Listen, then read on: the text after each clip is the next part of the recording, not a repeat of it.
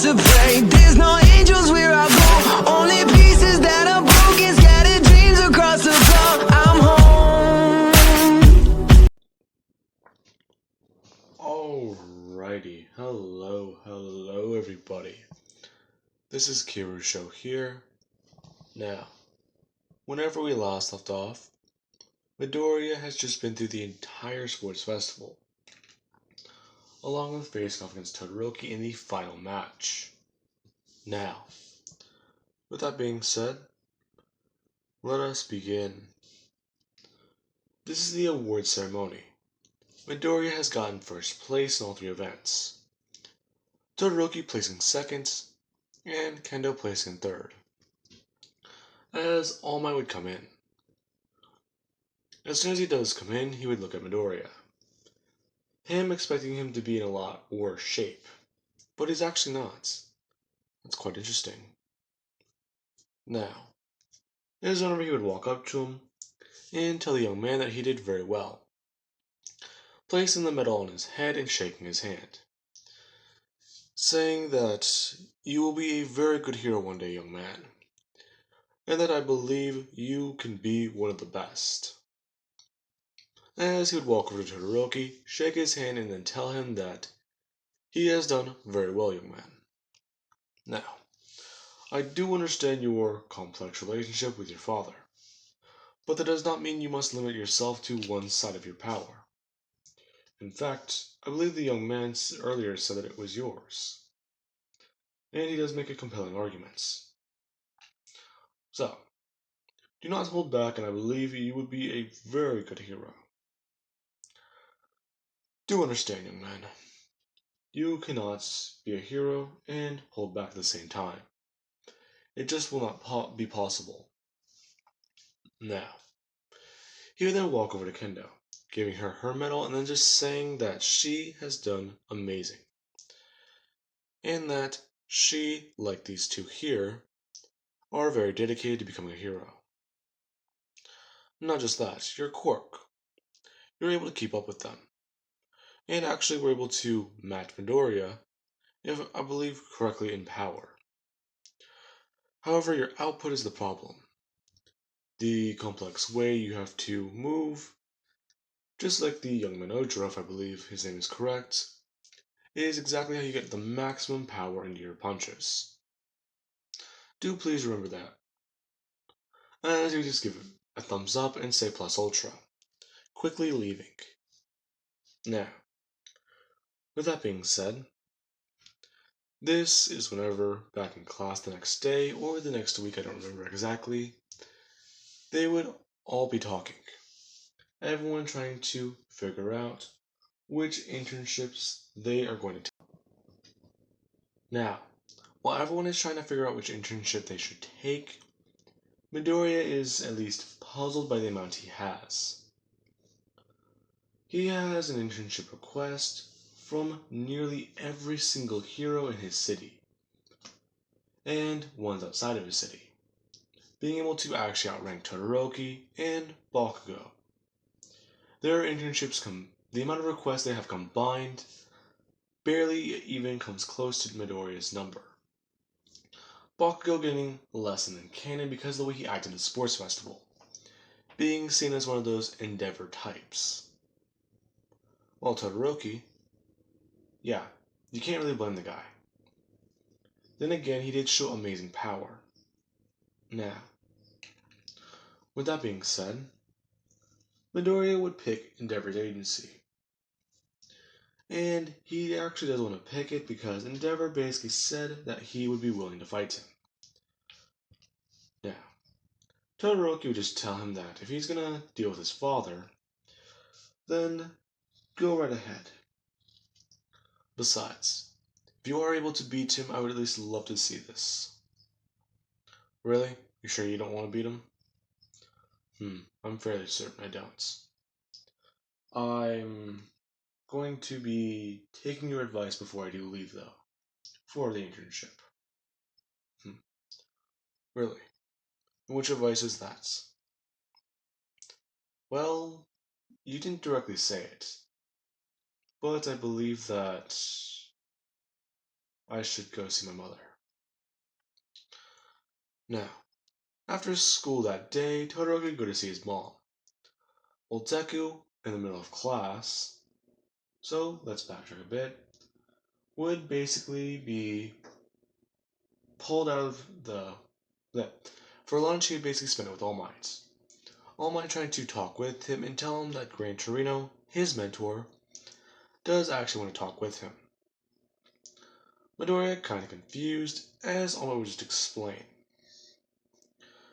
The reason why Gran Torino wants to talk with him is because, well, yikes. The dude saw the way he was acting at this voice festival, and he does want to have a conversation. He does believe that you have proper control over your abilities, however. Although your tactician ways might need to be polished. Something that he wants to personally see to. He basically wants to train you in being like this. Basically just telling him to shift away from his current mindsets. Midoriya is telling All Might that he'll be fine. In fact, his armor's still better than ever. And so does his leg, actually. I feel like I haven't even broken it in the first place. Now, All Might would just ask a question about that. Exactly how did that even happen? He does not believe that Recover Girl's quirk is capable of doing things like that. She, well, can heal, but there should at least be a bit of a burn scar, possibly even the, well, frostbite scar. So, where are they? Midoriya just explained to All Might that he doesn't have any. In fact, well, look at his hand. They're completely, well, fine. Him just explaining that he's come across something that's very, very useful.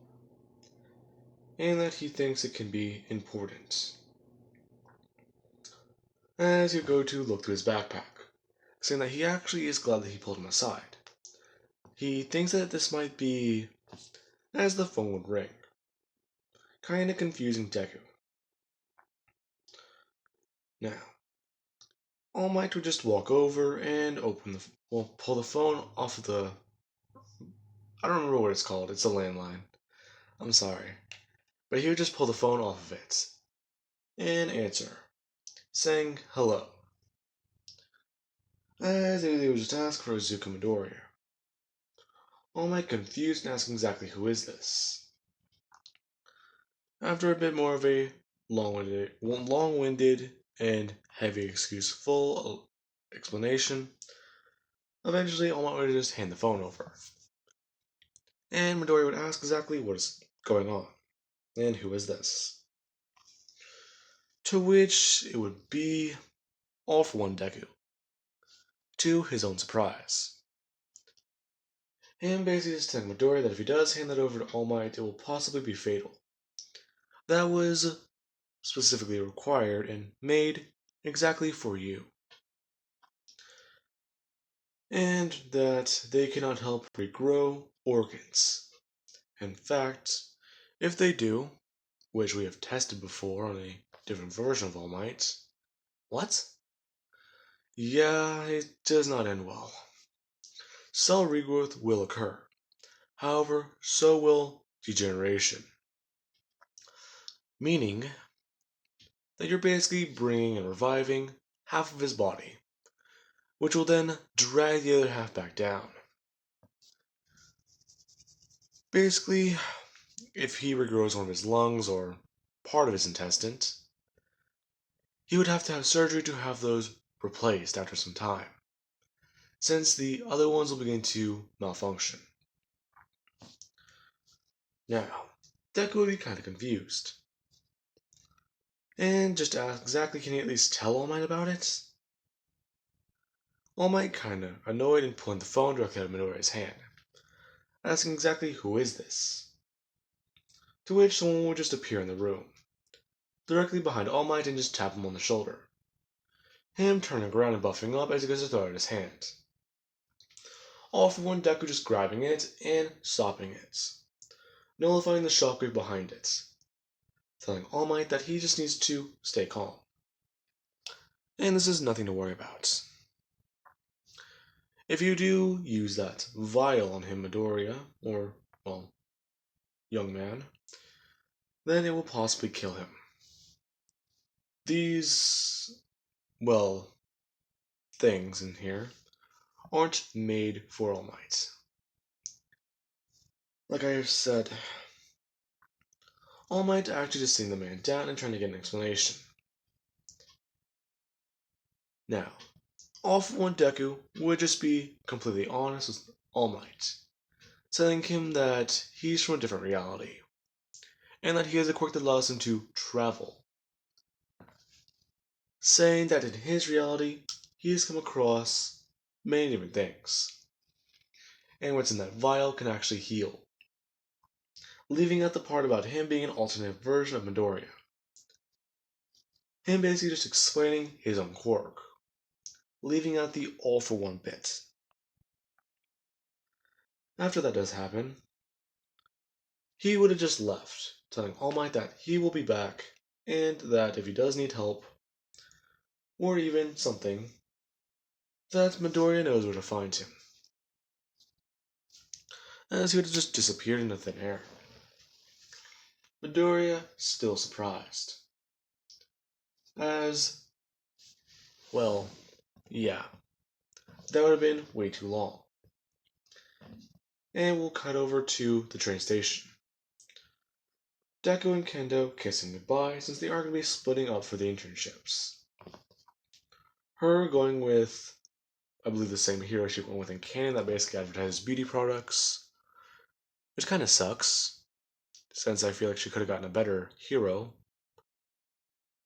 I don't know why no one talks about that, because I don't think I've ever heard anyone talk about it.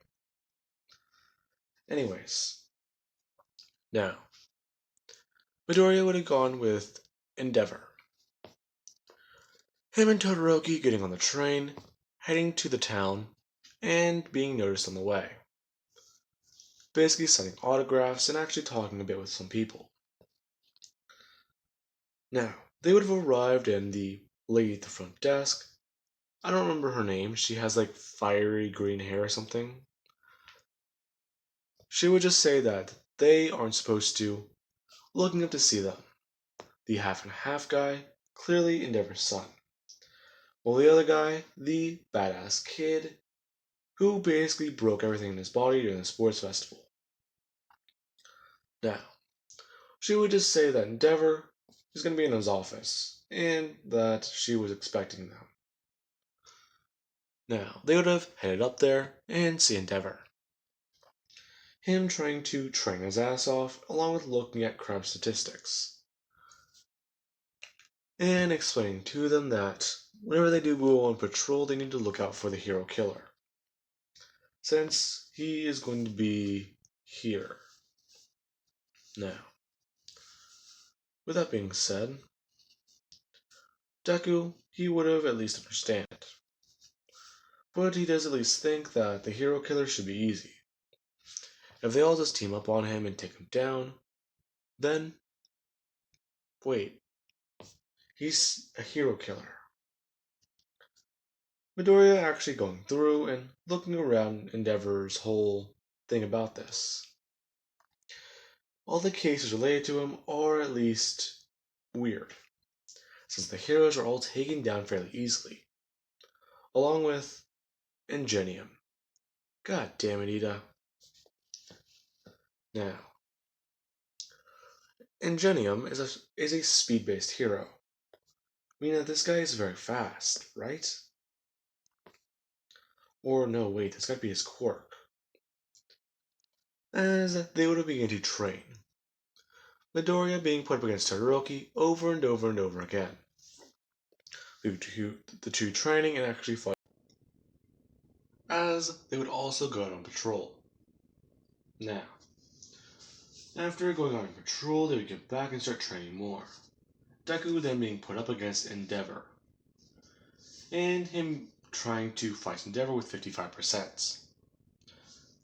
Them going to a specialized arena or a room in the lower floors, to fight.